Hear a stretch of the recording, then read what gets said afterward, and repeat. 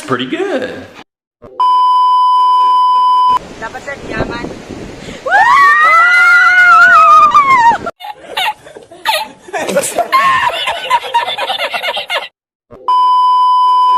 Hi guys! So let me introduce you, the cheerful, determined, enthusiastic, and cooperative. And we are the Legends! Wow. This is our first vlog, and for our first video, we're gonna be learning about the Anglo-American literature by doing a game. And Dalton will be our game master. So we'll have different questions covered by our topic for today, the Anglo-American literature. So let's go! And now, let the game begin. Let's talk about the mechanics. First, the contestants must put their hands on their chest before answering and tap the table when they want to answer. And wait until I recite your name, then say your answer. You must speak loudly because the rain are trying to join in our conversation so our viewers can hear us. Oh, and if our contestants got the wrong answer, they need to put their whole face covered in our flour. Okay. Contestants ready? Yes! Here is our first question. It is a prefix indicating a relation to the Anglos, England, the English people, or the English language. Angol. Incorrect. Anglo? They'll get it right.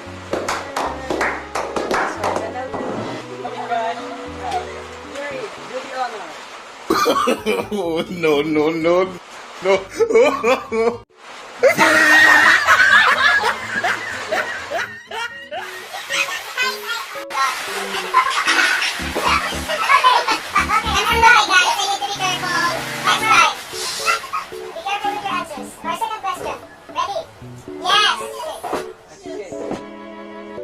It is the longest and the earliest surviving piece of Anglo-Saxon literature.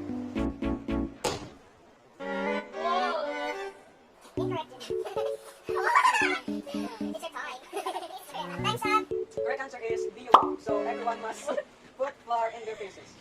Okay, Jadel.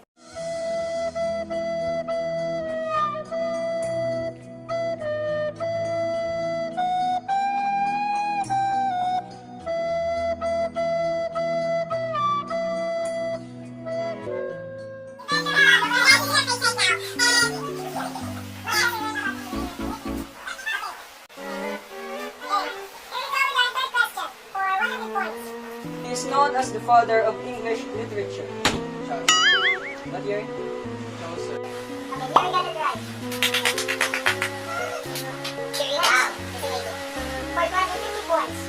It is a cultural and artistic movement in England dating from the late 15th and early 16th century to the 17th century. I'll read again.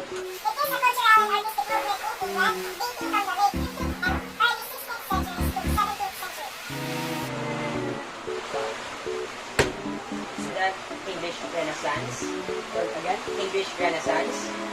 Earl got it right. Last chance. Contestants ready? Yes!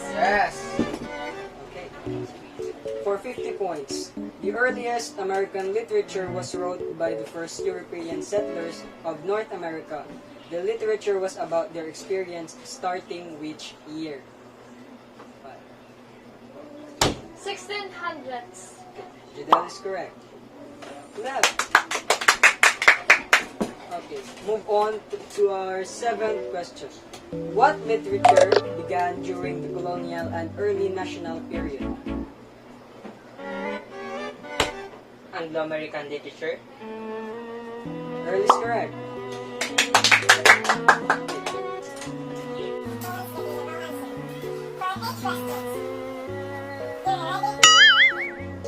For 8 questions. The tribes that landed in England were... What are the tribes that landed in England? The Angles, the Saxons, and the Jews. Wow. Wow. You got it right. Our 10th question. In this period, religious literature continued to enjoy popularity. I know that. Middle English period? Right? Earl got it right. Before the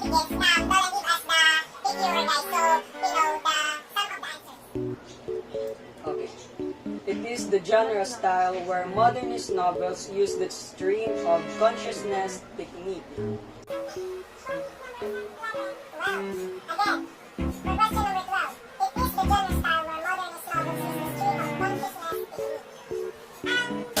Science fiction or sci-fi? Are you sure you're correct? Yes. Wow. Okay. Wow. 100%. LJ got it right.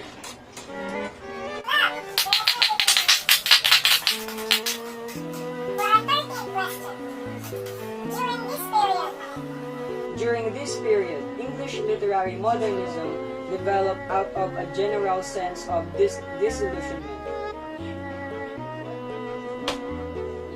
Okay, Wow. for our third team.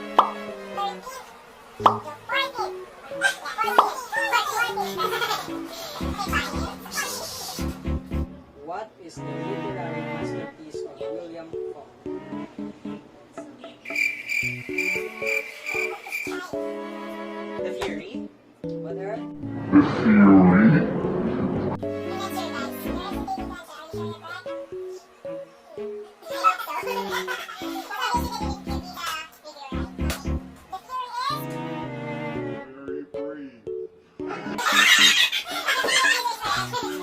Okay, the theory is.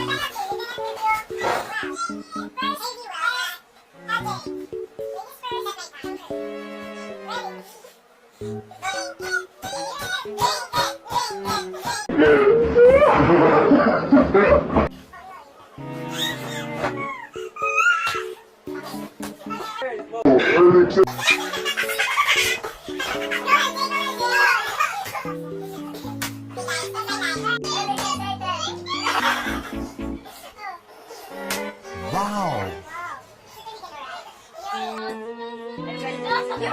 Huh? Drink it. Show to the camera. Finish Show it. the camera. There's no... Okay, finish it.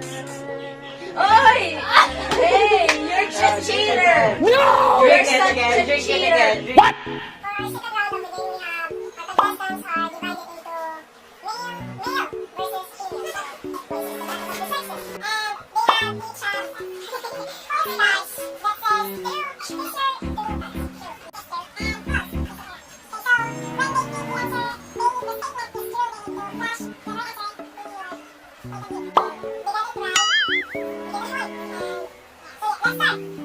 Okay.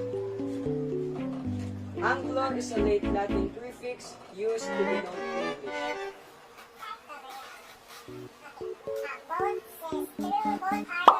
Next, the Restoration Age, Augustan literature, and Age of Sensibility were all in the Renaissance period.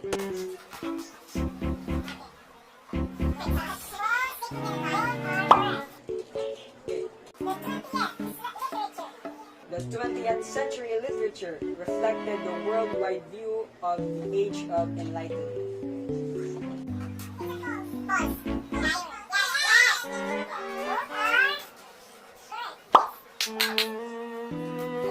The Renaissance saw the rise of American theatrical drama, most notably William Shakespeare.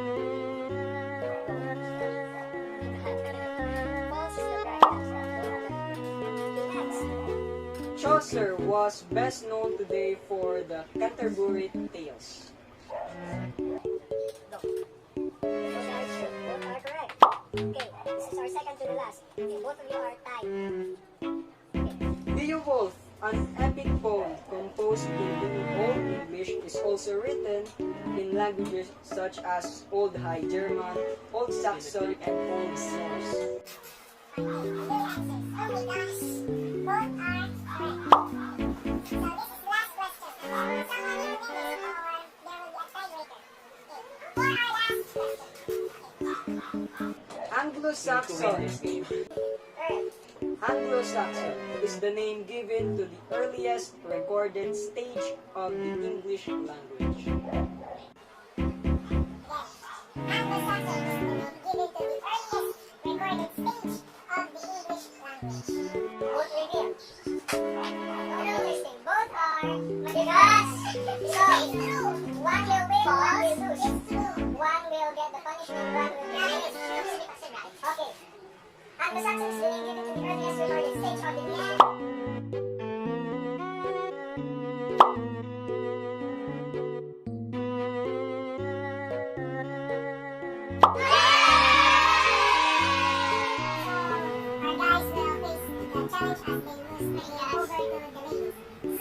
They need to poke the egg in their forehead. This is raw egg, so it is not boiled. It's still liquid inside. So Can we get the camera and focus? Yes, yes. Oh, No, no.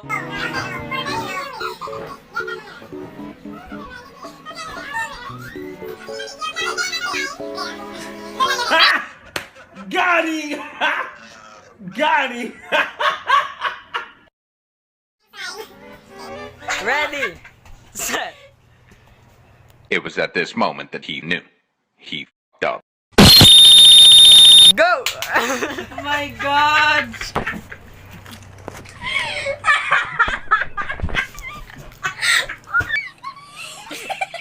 Gross, gross. Yeah! Okay. Both look at the camera. I-off na lang din. I-off na lang. They ask you how you are, you just have to say that you're fine when you're not really fine, but you just can't get into it because they would never.